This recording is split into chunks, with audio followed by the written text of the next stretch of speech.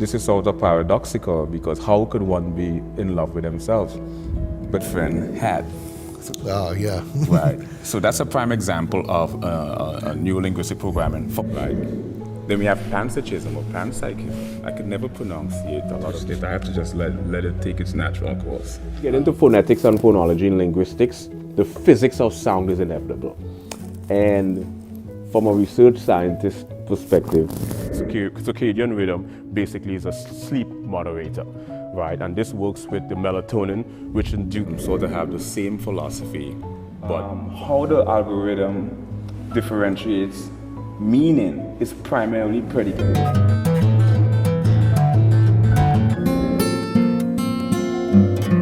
So in art, you have something called composition.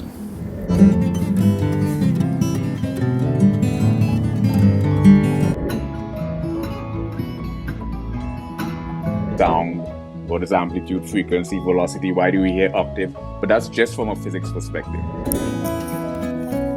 Like precognition, premonition, clairvoyance, retrocognition, lucid dream, extrasensory perception. trajectory that occurs. We can cross disciplinary, multidisciplinary, transdisciplinary, and interdisciplinary areas.